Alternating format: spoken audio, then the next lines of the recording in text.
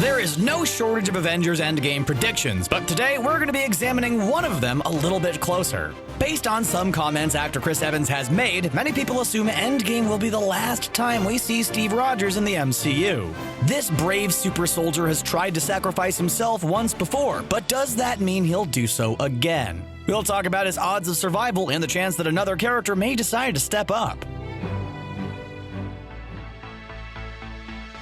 Why is it so many people think Captain America's gonna die during Avengers Endgame?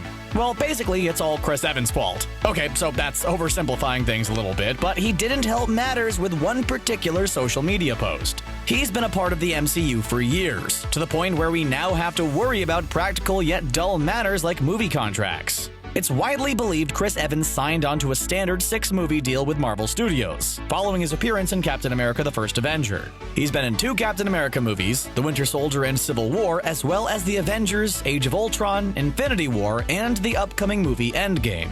Excluding The First Avenger and a couple of cameos, this means Endgame is going to be the 6th Marvel movie for Evans, and many believe it could be his last. He's also talked about wanting to leave the world of superheroes behind in order to focus on other ventures, including directing. Let's not forget that he's been playing the role of Steve Rogers for years, and it's understandable he might want to move on to new things. He also said he would rather leave while he's on top, instead of waiting until people are sick and tired of seeing him in his Captain America costume. And then there's the fateful tweet from when he finished filming Endgame. This was from so long ago, we didn't even know the movie was going to be called Endgame at the time. Evans stated, "It was an emotional day to say the least. Playing this role for over 8 years has been an honor. To everyone in front of the camera, behind the camera, and in the audience, thank you for your memories. Eternally grateful." Naturally, people started panicking about how that tweet definitely 100% meant Steve Rogers is going to die in Endgame. That, combined with Evans' contract and his previous statements about his role in the MCU, pretty much signed his death warrant as far as many fans were concerned. But let's back up just a second. Everybody knows Endgame is indeed the end of an era, and by era, we mean a phase of Marvel movies. It's the end of Phase 3, and Phase 4 will kick off with Spider-Man: Far From Home. And not to diminish the poetic nature of Chris Evans, but this tweet sounds like a pretty standard one about wrapping up a movie. He said Endgame was the culmination of 10 years of filming and 22 movies, and was therefore a pretty emotional day for the cast and crew. Evans said he would have tweeted the same sentiment regardless of what happens at the end of the movie, or to his character specifically. And as far as his contract goes, it's entirely possible he's gotten an extension or signed a new one. Just because Marvel might focus on some other heroes for a bit doesn't necessarily mean they're going to kill off all the classics. Plus, people don't have a great history of staying down in the Marvel Cinematic Universe. We don't want to spoil anything, but we have a feeling Peter Parker is going to be coming back. Otherwise, Far From Home is going to be really depressing, and Steve Rogers will be the least of our worries. Now that we've gone over some of the logistical reasons people think Cap is on his way out, let's take a look at the storyline. There are many things which make Steve Rogers a sympathetic character many of us can relate to. He struggled with trying to keep up with his friend Bucky Barnes for most of his life, and was frequently made to feel like he was nothing special. But it was his personality and strong moral convictions which caused Dr. Erskine to choose him to receive the super soldier serum that transformed him into Captain America. Right from the get-go, it was clear Steve Rogers is a man of conviction. This provided an interesting contrast between him and other characters, which we've seen play out in the MCU. Steve's sense of right and wrong inspired Natasha Romanoff, who was used to simply following orders from her employers. It also caused him to run into conflict with Tony Stark, who he has accused of being selfish in the past. When the two first met in the Avengers, Steve chastised Tony for not spending enough time thinking about others before himself. He even accused Tony of being unwilling to sacrifice his own safety to save others. And we know that sacrifice isn't something Captain America makes a habit of shying away from.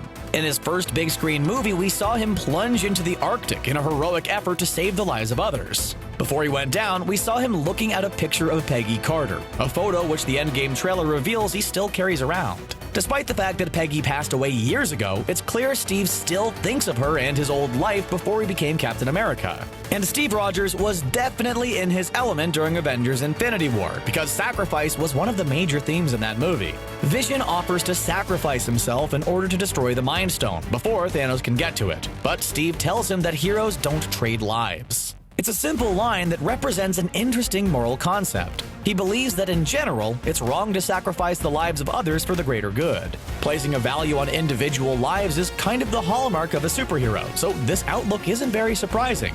Nor is the fact that Thanos believes the opposite. Thanos is totally down with sacrificing people for the, quote, greater good, or at least what he thinks is the greater good in his megalomaniacal mind. He doesn't believe in the value of an individual, while our heroes spend the movie sacrificing things to help others. Loki sacrifices the Space Stone to help Thor, Groot sacrifices his arm for Stormbreaker's handle, and Vision does ultimately sacrifice himself to save others. Even Thanos is forced to make a sacrifice in order to obtain the Soul Stone from Vormir.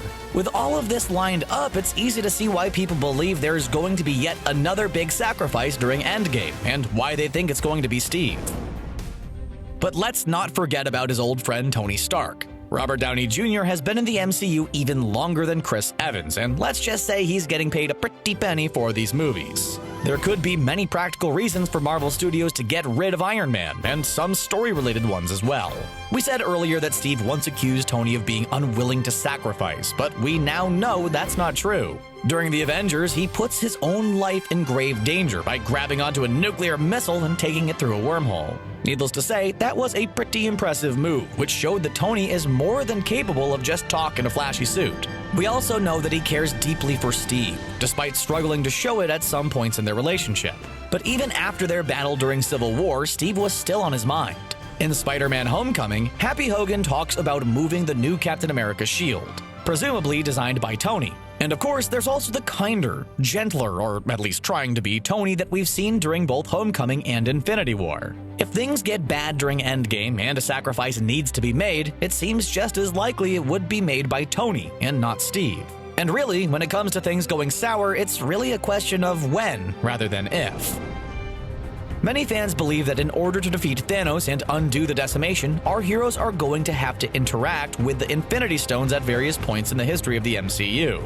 Getting your hands on an Infinity Stone is not easy, not the least of which because they can be difficult to track down and get to. Not to mention how messy it can be if you try to pick one up when it's not in the proper container. But there is one Infinity Stone which is a lot more difficult to get a hold of than the others. During Infinity War, we learned that the stones are sentient to a degree, and they aren't cool with just anybody coming along and picking them up and using them. When the Space Stone didn't want to deal with the Red Skull, it sent him hurtling through space. Now that's a power we wish we had. He ended up on Vormir, guarding the Soul Stone, which meant getting a new outfit and learning to appreciate his alone time.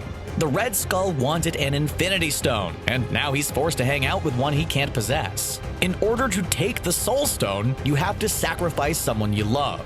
And even Thanos loves somebody in his own terrible, terrible way. He sacrificed Gamora to gain the Soul Stone, so doesn't that mean our heroes will have to make a similar sacrifice? We know that none of them would sacrifice another person, but that doesn't mean sacrificing themselves is out of the question. The Russo brothers have made it sound as though the Red Skull is taken off to parts unknown, but it seems like Nebula figured out what it took for Thanos to obtain the Soul Stone during Infinity War. And Nebula and Tony Stark seem to be spending some time together during the trailer for Endgame. Although we saw Tony floating around by himself, we assume he and Nebula had some time to chat and catch up. They also both seem to work together fixing some things, and both end up back on Earth. If Nebula tells Tony how to obtain the Soul Stone, it's possible he could keep it to himself until the last possible moment to ensure nobody else tries to sacrifice their lives for it. Another tidbit from the Russo brothers is that Steve Rogers is going to experience a serious character arc during Endgame. Watching someone like Tony Stark sacrifice himself to save so many people would definitely have a profound impact on Steve. It would also be a tragic but fitting end for Tony, as it shows just how far he has come on his hero's journey. In many ways, Tony and Thanos have had similar journeys over their histories in the MCU. Thanos has spent ages preparing for an inevitably terrible event, in his case, depletion of resources. But so is Tony, and he's been trying to prevent it ever since the first Avengers. But Thanos and Tony are only alike to a point, and we think that point could be on the cliffs of Vormir. If Tony's going to sacrifice himself for the Soul Stone, he'll need to have someone there to take the stone once he's gone. Steve is a character who understands the meaning of sacrifice and would be able to comprehend the magnitude of what Tony is doing and why he has to do it. Not to mention that having Steve stand by while Tony sacrifices himself would be pretty much one of the saddest things ever. And we all know how much Marvel loves toying with our hearts. So, What do you think about Steve Rogers' chances of surviving Avengers Endgame? Do you think his time in the MCU is coming to a close? Or will we see him again? Tell us your predictions in the comments section below, and then click on that subscribe button for more videos from us here at CBR. Bye for now.